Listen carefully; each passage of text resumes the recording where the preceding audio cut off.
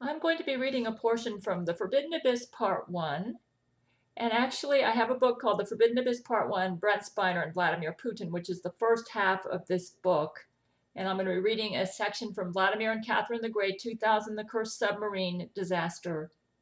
When the Toledo rammed the enormous Kursk, it was as if a fishing trawler had rammed the Queen Mary. The Toledo, badly damaged, limped off. The second American submarine, the Memphis, moved in to cover the Toledo's escape. It detected the opening of the hole in the Kursk, from which the torpedo would fire, hearing the loading of the Schwal torpedo. The Americans knew that the Schwal is so fast that if fired, the Memphis would have no time to dive or make for the surface. The Russian flagship Peter the Great recorded the collision while an alarm sounded. The Russian fleet closed in on the Kursk. Russian fighter planes took off from their base. Fearing retaliation, the American commander fired a Mark 48 torpedo, which cut clean into the Kursk's torpedo department, exploding its particles inside. The Kursk seemed hardly affected. The Kursk seemed hardly affected and pursued its route. Then an explosion took place in the front of the Kursk submarine in the torpedo compartment. The general alarm sounded. The breached double hole erupted into a flash fire, detonating the torpedoes on board, including the highly explosive Schwals. In peacetime, the Russian submarine commander would press the emergency button, releasing the air ballasts to send the submarine back up to the surface, but he didn't. Nor did he signal for the distress buoy to be released. All evidence pointed to an attack from another vessel. So, instead of heading to the surface, he boosted the engines to full throttle. 2 minutes and 15 seconds later, a second explosion registered on seismograph reports, at least 100 times more powerful than the first explosion. It tore an enormous breach in the front of the submarine. The Kursk plunged 300 feet to the ocean floor, while the nearby Memphis shook and rolled from the shock wave.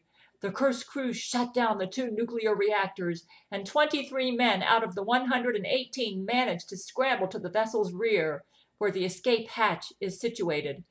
The Russians discovered oil leaks on the sea surface near the Kursk that appeared to come from the escaping Toledo. All the foreign vessels, as well as the Russians, recorded the 2 explosions. Russians easily tracked down the slowly navigating Memphis, which strangely took 7 days instead of the normal 2 to reach the Norwegian port of Bergen. Admiral Popov, in charge of the exercise, ordered the flagship Peter the Great to leave the area.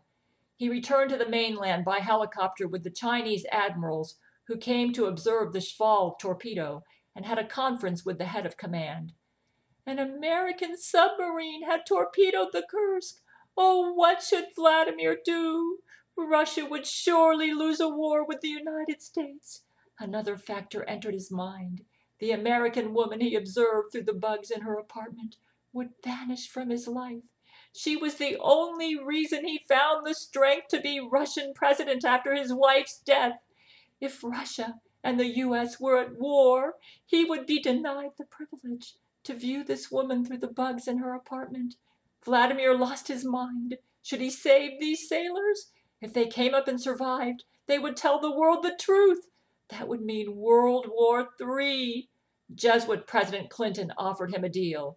Make sure no one knows that America did this to you. America will pay damages to the families. Just cooperate with us in the future when we need you. That's all we ask. Another thing, we are aware that you recently lost your wife and extend our sympathies. It must be horrific to take on the duties of the presidency without your wife. But we don't want you to advertise that you are now single for reasons we cannot disclose. You did not mention your wife's death in your book, First Person. We'll keep it that way. To the world, your wife never died. We have our agents lined up to cover up your wife's death. Also, start wearing your wedding ring. Is this understood? Why do you care about my personal life? Vladimir asked. Well, though we can trust you to keep secrets, we are not sure about your future wife. We will be monitoring your love interest for this reason. So the Americans knew he was falling in love with Gail. The thought of World War III overwhelmed Vladimir. If war with the U.S. happened, Gail would be cut out from his life. He'd be unable to view her from the bugs in her apartment, and he'd be forced to deal with his wife's death head on. The raw emotions from her death flooded back onto him. Observing Gail in her apartment made it like his wife never died. He took the path of the coward and agreed to the dirty Clinton deal. This new job had no glamour, and try as he may, without a wife, he felt overwhelmed. He made the wrong decision because he lacked the courage to take on the American government. All sailors aboard the Kursk died when they could have been saved. He concluded that President Clinton was just how Gail portrayed his government in her novel Silver Skies. Bill Clinton worked with Jesuits to assist them in their takeover and control over the United States. Vladimir had read Gail's unfinished novel, while his agents, which his agents obtained from her copyright of it at the U.S. Copyright Office in 2000. Though in her book she implicated Russia as being in league with Jesuits to take over the U.S., she portrayed the main enemy of the U.S. as the Jesuit order. This book would never make it in America, not with Clinton in power, he thought. But perhaps one day he could make Gail famous in Russia. Russians had more respect for writers than Americans, and then perhaps someday his heart would no longer be lonely. He hated the Jesuits as much as she did. Though Jesuits sent Gail's husband out to sea for 9 months, the husband returned in August 2000. So she finally hit her husband with divorce papers this month. Yes, the husband was a bad man. He assisted the Jesuits. This divorce would free her to marry another. Apparently, Jesuits knew Vladimir was falling in love with her. That explained the Kursk incident. It was not certain if she could fall in love with a Russian president, but the Jesuits would take no chances. Why did they go to such extremes to track and control this woman? His agents discovered she was the great niece of the famous American aviator Howard Hughes. Yet she had no money. Apparently, Jesuits tracked this woman from her birth. There was more he needed to learn about this woman. Okay, anyways, I have been telling people that if you don't know the story in this book, and actually what I've done is made an audiobook of the first half of The Forbidden Abyss, Part 1, 1990 to 2011. It's called The Forbidden Abyss, Part 1, Brent Spiner and Vladimir Putin. And the reason why is because the second half of the book, which I left out, is the Quebec trial. And what I'm doing in its place is I'm reading Brent Spiner's Flames, which covers all of the correspondence between me and Brent and Gerard Butler during the time of the Quebec trial, what led up to the Quebec trial, and what we were saying to each other during the Quebec trial and a little bit after the Quebec trial. So for an audio listener, the best way to get the story of my life in 2011 would be by hearing the audio reading of the first half of this book, which I've already done, and I've read you a portion of it. And as you can see, this is important knowledge. It's true that an American submarine torpedoed the Kursk. It's all been covered up in Jesuit news, and you don't hear about it. They try to make Vladimir Putin appear to be a villain. And if you don't really know the true story about Vladimir Putin and how I came into his life and he came into mine, then you don't really know what's really going on. And you can tell a lot about a presidential candidate about how they handle Vladimir Putin, who is the #1 anti-Jesuit world leader in the world today outside of myself. And so I really think if you don't know my story and Vladimir Putin's story, you're not qualified to vote in the American presidential election. I read you a portion of this book which shows you why. America has a history in the past, starting around after the Soviet Union fell. The American government has had a history of bullying Russia under Jesuit direction to try to get Russia to submit to America's sovereignty. The Jesuit goal in the 1990s was to take over the United States and then use the U.S. as their launching pad with which to take over the entire world.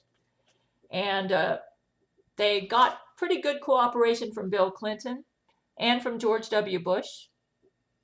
And it seems like it doesn't matter who comes into office.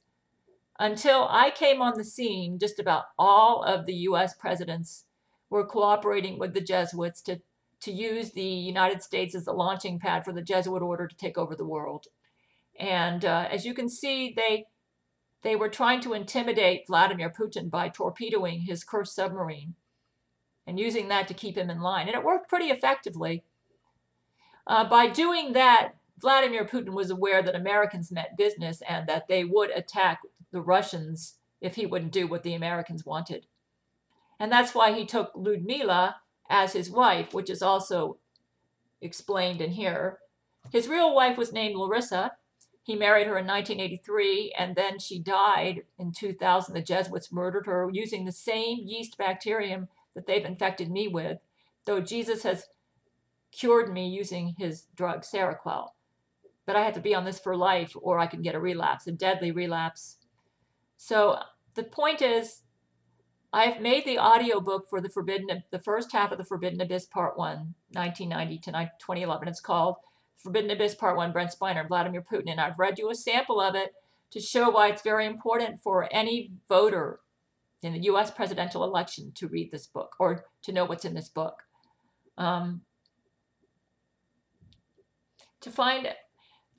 There's a lot of other stuff in there. I have another chapter in there where I show where George W. Bush was used by the Jesuits to try to kill me at one point. So I've learned. I asked Brent and Terrance about this. I said, is it really true that George W. Bush tried to kill me a couple times because the Jesuits told him? And he said, yes, that is correct. And that's why I quit being a Republican. And right now, like John Kasich, he believes in arming Ukraine. Ukraine had a pro-Putin leader who got kicked out and replaced with Poroshenko, who's a Jesuit. And by saying that he wants to arm Ukraine, he's basically saying he wants to give the Jesuits arms so that they can go in and attack Russia. See, Jesuits took over Ukraine using an illegal move. They did it illegally. And they took over Ukraine, and they want to use Ukraine as the launching pad with which to go in and attack Russia to keep Vladimir Putin in line, because Vladimir Putin is an anti-Jesuit world leader. And they're right now going on a propaganda campaign to make Vladimir look like the worst dictator like Stalin or Hitler, which is a bunch of Jesuit crap. Anyways, you need to know my story, folks, to know what's going on. So the audiobook's out. I'm working on Brent Spiner's Flames, going gung-ho. Expect to finish it in about a month. And then I'll have all the audiobooks you need to listen to really understand what's going on in the world today and to vote intelligently. I voted for Donald Trump. No leader's going to be perfect. But from listening to him, I think the Jesuits are going to have a harder time controlling him than the others that are running. But regardless, every leader out there has a Jesuit clone. After him, I would go for Hillary Clinton or Bernie Sanders. But I'm not too thrilled that Bernie Sanders is going to be visiting the Vatican. So all I can say is you really need to know my story, folks, if you want to be an intelligent voter. And my audiobook's out. The link to my writer's page is underneath this video.